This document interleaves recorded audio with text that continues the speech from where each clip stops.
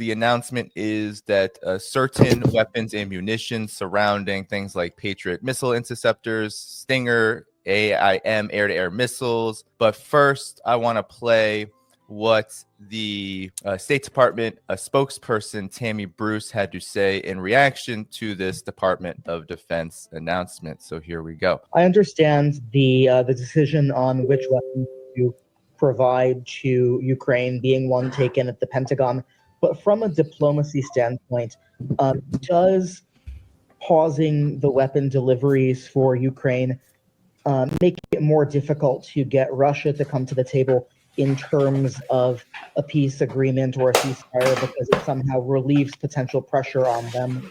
It's a very good question, but it's good that it's not going to be a factor, because we haven't paused sending weapons to Ukraine. This is one aspect, one situation, one event that has been changed. As you heard from the DoD, there are multiple robust other options and efforts regarding the Ukrainian situation with weapons. Again, I don't speak for the DoD. So how about we start with you, Larry? What's happening here? What do you make of this situation regarding now this announcement that has stunned both Ukraine and its NATO backers? Yeah, she's putting lipstick on a pig. Look, the reality is we have exposed the war in Ukraine and our attack on the Houthis and our support of Israel in its war with Iran, and our role in that. It's exposed that the United States does not have fully stocked warehouses and unlimited supplies of Patriot missiles, THAAD missiles, Arrow 2, Arrow 3s, javelins, go down the list, 155 millimeter artillery shells. We do not have the industrial capability anymore to produce those in any kind of significant quantities, particularly at a replacement level when they're used in combat. I think that's one aspect of this. But the other aspect of it, we got a hint. Emmanuel Macron calls up Vladimir Putin, and they talk about Iran and Israel, and then they talk about hey, what about ending this war? And Putin makes one very important point to him. He says, the West has got to realize that it's got to stop supplying Ukraine. Now, was it just a coincidence that within like 6 hours of that conversation between Macron and Putin that the DoD announces it's suspending these shipments of these weapons? Yeah, I'm not a big believer in coincidence. I think they were somehow connected, but the United States, we're still in a bit of denial. We don't recognize, despite Trump's claim that we're the biggest, best, strongest military in the world, we're not. All right. How about you, Scott? What's your reaction to this, your assessment? There's been very conflicting messages here. There's Tammy Bruce saying, well, there's other options, there's other things that can be done. But what actually happened here and what is going on? I think what's happening here is that we have a defense procurement system that is optimized for peacetime operations and export operations, and not optimized for the reality of high intensity conflict. The Patriot is an expensive system, originally designed as to shoot down airplanes. Later on, it took on an anti-ballistic missile role, but a lot of our current production is predicated on the precedent of the Gulf War, where Iraq fired 49 Scud missiles into Israel and another 48 or so into the Gulf Arab states. And the expenditure rate of the Patriot was absorbable by on-hand stocks and replenishable by the money allocated for that purpose. Now we roll into, the 20 years of the global war on terror. How many Patriots were fired in anger during this period of time? When the United States is talking about the prioritization of budgets, I don't think a high degree of priority was placed on fielding the Patriot system, et cetera. We were working on, getting the SM-3 upgraded to the SM-6 so that we could have Aegis ships providing some sort of ballistic missile defense. But the Patriot, received, some upgrades, but, we weren't producing them and stockpiling them in preparation for what turned out to be a new reality. Take a look at the expenditure rate of the Ukrainian armed forces using Patriot to defend against Russian drone attacks and ballistic missile attacks. So it was unsustainable. We literally we couldn't produce them quick enough. We had to borrow them from other nations, and we had to draw down our own stockpiles. And then you throw in, the Houthi throwing a curveball at us, and then the 12-day war with Iran. You have a commander in the Pacific right now who has been told that the United States is pivoting to the Pacific and that he needs to be prepared to deal with a Chinese threat. And I would imagine that if you receive that kind of instruction from the White House, one of the first things you do is you pull out the op plans and you do an op plan review to make sure that we have the forces allocated to accomplish the mission, but more importantly, logistical sustainability. And I'm fairly certain that J4 went up and raised his hand and said, boss, we run out of ammo in, D+3 or D+7. But the bottom line is this isn't unsustainable of it.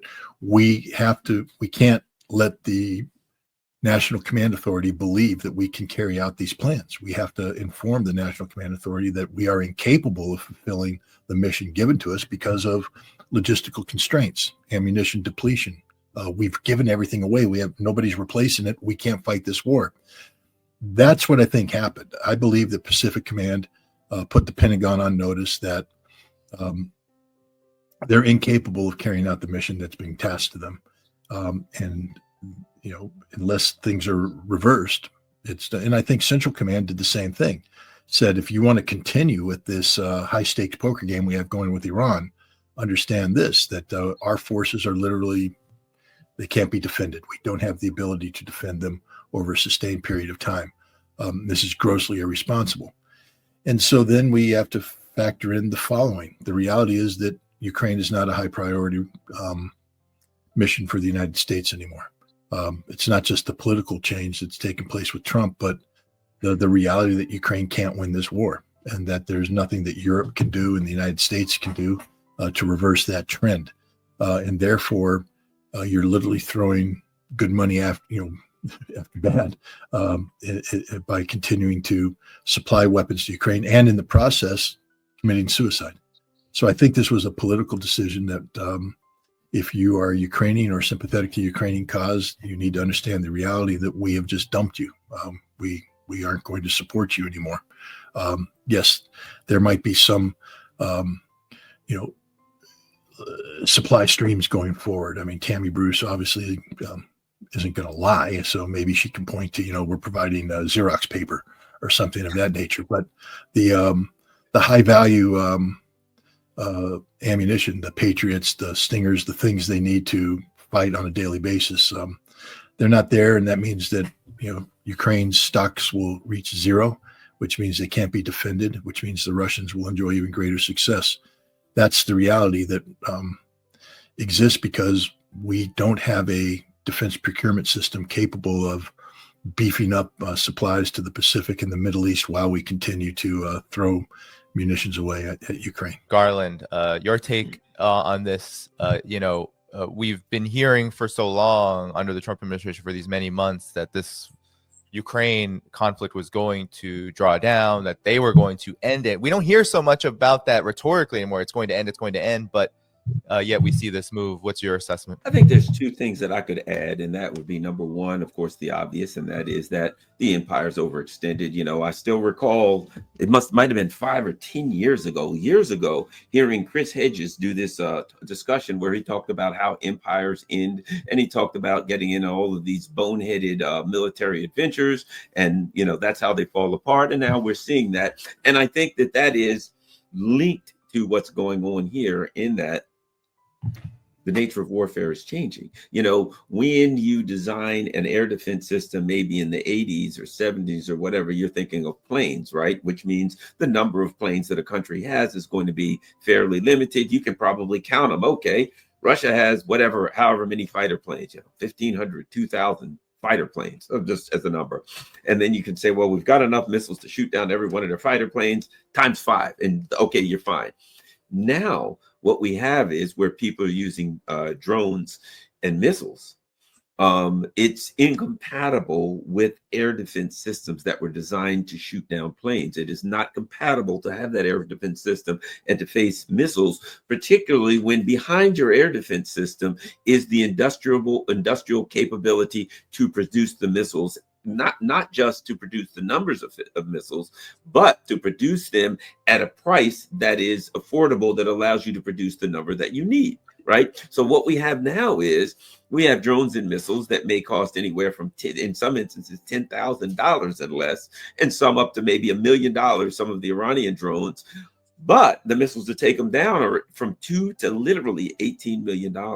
So we're seeing now warfare has changed in a way that the United States is really generations behind when it comes to air defense. Their air defense is set up to shoot down fighter planes and planes. Some of these systems that we use, they don't really look much at the low. They're not really good at shooting the low flying things, because boy, these fighter planes and observation planes way up here, we can shoot them down with a missile. Great. But they can be flooded with drones. They can't produce the numbers. They can't produce them at a price. So not only is this an indicator of a current problem that we have in it supplying the missiles to Israel or whatever proxy, Ukraine around the world, and we have far too many, but that one is too many, but that even as the future goes, we're not going to be able to be the military power that we once will, because we can't produce the numbers at the prices that would allow us to even be, and I use this word, I don't really like using this word, but to be militarily competitive in the environment. Just can't do that with $18 million missiles. You're out of the game. Yeah, and Larry, what do you think explains why, Russia is very clear. Vladimir Putin was in a call recently with Donald Trump, and he said very clearly that Russia is going to continue to address the root causes of this conflict, and we'll see those all the way through until they are fully addressed. But the Trump administration is unable to, despite these kind of moves, to vocalize and be very clear about ending this conflict. Even rumors that this ridiculous 500% tariffs, that they're flirting with this, punishing other countries for supporting Russia over Ukraine. What's your assessment of this? Why is it that this conflict seemingly continues even when steps like this occur, these drawbacks? We're in denial of what we are. With the end of World War II, we found ourselves thrust into the role of being one of the world's leaders, and in fact, there was a competition at that point between the United States and the Soviet Union.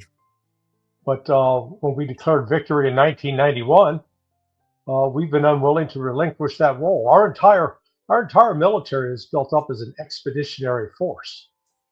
It's not governed by any clear strategic doctrine of national defense, which goes to the point that Garland was making about the weapon systems that are designed, developed, produced are not connected to a national defense strategy, whereas Russia is. Russia is not an imperial military power. They're not going around the world trying to see where they can project force. They're not insisting on setting up, over 700 bases around the world. They do have interests close to home. They do pay attention to what's going on their borders, but their entire military has been structured specifically for defending the homeland, not for attacking the United States or conquering Europe. And we refuse to come to grips with that. And when Putin's talking root causes, what he's talking about is, since the collapse of the Soviet Union, the United States, along with its NATO allies in Europe, have embarked on a campaign to destroy Russia. The Ukraine has been a de facto member of NATO since 1995. The only thing they didn't have to kick in, 5% of their budget to NATO, and they didn't have Article 5 protection. But other than that, in terms of participation in NATO military exercises, hosting NATO military exercises, providing a base in Ukraine at Yavoriv for NATO, it's been a NATO entity in all regards. So from that standpoint, Ukraine was used as a proxy for attacking Russia, and that's one of the things Russia's going to put an end to. That's going to stop. That's not going to be allowed to continue. The Bild German media recently put out right after this announcement was made on the weapons drawdowns, the pause on weapon shipments to Ukraine, that Ukraine will only have a couple of months left to survive in this conflict. Give your, we've heard this before though, that different pauses and various problems. There's this panic ensuing. But what's your overall assessment on where the situation is now that these weapons have been paused? Well, one thing I've learned in opining about predictions regarding Russia and Ukraine is that you can't use traditional norms and values and templates. I come from a Marine Corps background, very aggressive background. I just want to remind people that during the Gulf War, when the Marines briefed Schwarzkopf on the final ground campaign, we said, we'll be in Kuwait City in 3 days. And Schwarzkopf said, no, your job is to fix the Ukrainians in place. There's no way you're punching through the heaviest defenses there. So he gave it short shrift. Meanwhile, 7th Corps was floundering in the desert and creating gaps between it and the Syrians and the Egyptians, causing an operational pause. We punched through the Iranian lines. We took Kuwait City in 3 days. Why? Because we're very aggressive. Because we don't know how to hit the pause button. And so my brain works that way as somebody who helped plan that attack. My brain is a very aggressive brain. So I have traditionally applied Marine Corps aggression to the Russian military situation. And the Russians just aren't playing my game, which is okay. It's their war. I think that the Russians are operating on a war of attrition schedule, which means that they don't give a damn about the calendar. They care about outcomes. One of their outcomes is the physical destruction of the Ukrainian military over time.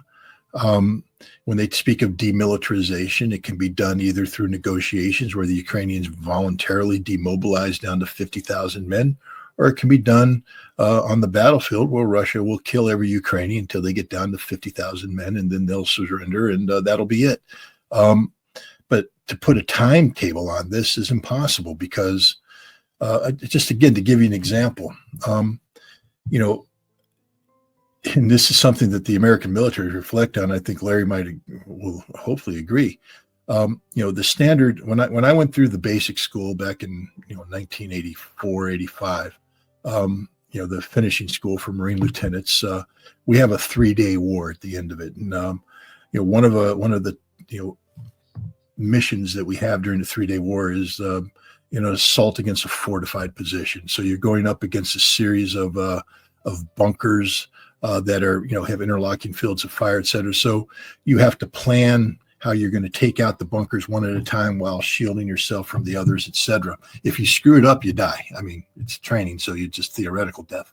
But it's one of the toughest missions that we were given, an assault against a fortified position. And we would go in with a Marine rifle company and carry out this attack. And that's, my brain thinks in that way. It's rifle company, appropriate fire support, et cetera. The Russians don't do. I've had fascinating conversations with Russian generals, Abdi Aladanov and others. The Russians have rethought the whole approach. They do assaults now against a fortified position remember, we're bringing a Marine Corps company against a fortified position held by a platoon because you want 3-to-1 advantage. The Russians are assaulting because the Ukrainians now, they no longer have battalion-sized defensive positions or company size or even platoon. They basically talking about a reinforced squad. You're talking about 11 to 15 Ukrainian soldiers dug into a position. The Russians are assaulting this with 3 to 6 Russian soldiers. They call it 3s and 6s. That's their new term. The lead assault unit is 3 Russian soldiers who operate together, but they go in with fire support. They come in with drones, heavy drone support. And these 3 guys either die in the assault, which happens, or they succeed in the assault. And once they seize this fortified position and eliminate the Ukrainian squad, either killing them or capturing them, very rarely because of the drone supremacy does the Ukrainians escape. Once the Russians lock in on your position, either Ukrainians kill the Russian soldiers or they all die. But if Russia fails in the assault, they lost 3 guys, which isn't the end of the world. It's tragic for those 3. But the point is, this is a whole new way of thinking. It just boggles the mind that you would attack a fortified position occupied by 11 to 15 Ukrainian soldiers with 3 guys. But the Russians are doing this and they're winning over and over and over again. And once they occupy the position, they bring in the 6s who then secure the position, and then they prepare. Generally, they'll secure it for a couple of days. They'll do a rotation, and then they take the next tree line, the next fortified position, chunk after chunk after chunk after chunk after chunk. Very successful, and they're killing a lot of Ukrainians doing this and not losing a lot of Russians. Forget what you read in the media. The Russians are not, drowning in the blood of their own soldiers. It's a very deliberate process that they have in place here, which is resulting in the reduction of the Ukrainian army, but you're not getting the impressive gains, the big arrow gains. But the Russians are making significant gains. Just the other day, 10.5 square kilometers taken in chunks, because what will happen is you'll take a tree line, and if you didn't get the resistance, then they'll move on and take the next line, and and they'll go as long as they can sustain the 3s and 6s.